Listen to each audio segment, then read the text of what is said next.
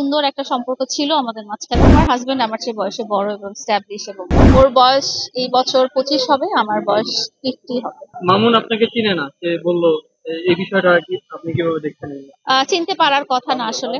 যখন কারো মধ্যে একটা দ্বন্দ্ব হয়ে যায় তখন আমরা পরিচিত মানুষকেও চিনতে পারি না। তো চিনতে পারার কথা না আমার। উনি যদি চিনতে চাইতেন তাহলে সুন্দর একটা সম্পর্ক ছিল আমাদের মাঝখানে, সেই সম্পর্কটা উনি কন্টিনিউ করতেন। যেহেতু উনি উদ্দেশ্য প্রণোদিত ভাবে আমার জীবনে এসেছিলেন এবং উদ্দেশ্য হাসিল হয়ে যাওয়ার পরেই চলে গেছেন, তো চলে যাওয়ার পরে আমাকে আসলে আর তার মনে রাখার দরকার নেই। যারা আসলে স্বার্থের জন্য কোনো সম্পর্ক করে, যারা প্রতারণার জন্য কোনো সম্পর্ক করে, তাদের কাছে ওই লাইফটা ফেলে নতুন একটা জায়গায় আসলে চলে যেতে হয় তাদের। কারণ কি, তারা এভাবেই আগায়, তাদের জীবনটা এভাবেই চলে, তারা এভাবেই ইনকাম করে, তারা এভাবেই তাদের জীবনটা সামনের দিকে এগিয়ে নিয়ে যায়। আমি ক্ষমা করতে পছন্দ করি এবং মানুষকে আমি শুধরাতে, যদি তারা সুযোগ চায় শুধরানোর জন্য, সেটা একটা মানুষ হিসেবে আমার মনে হয় এটা একটা দায়িত্ব।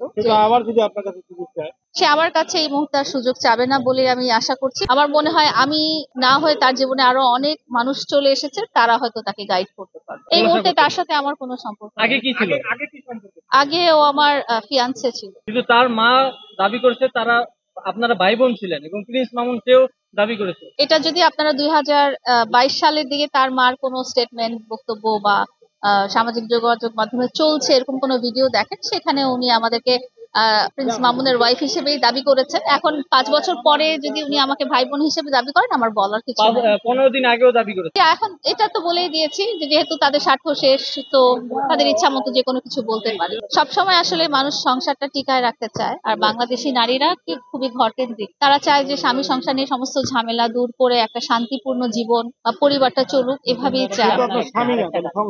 তার সাথে আমার বিয়ের কথাবার্তা চূড়ান্ত হয়েছিল পারিবারিক ভাবে।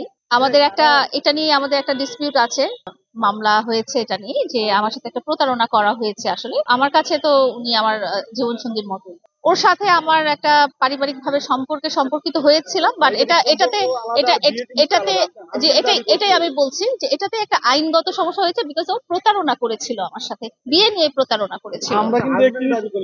হাজবেন্ড দাবি করছি কারণ আমি তো ভাবছি যে প্রতারণা না, আমি তো জানছি প্রতারণা না, পরবর্তীতে প্রমাণিত হয়েছে যে সেটা। আমার হাজবেন্ড আমার চেয়ে বয়সে বড় এবং স্ট্যাবলিশ এবং ওয়েল স্ট্যাবলিশ মানুষ ছিল। তো পরবর্তীতে যখন প্রিন্স মামুনের সাথে আমার সম্পর্ক হয় এবং পারিবারিক ভাবে আমাদের সম্পর্কিত হই, তখন শুধু এটাকে আপনি বলতে পারেন। বাট এরপরে আপনি যদি বলেন যে আপনি যাদের সাথে ভিডিও করেন তারা আপনার চেয়ে কম বয়সী, সেটা ভিডিও যারা করে তারা শুধু ভিডিওই করে, তাদের সাথে আমার ব্যক্তিগত কোনো সম্পর্ক নেই।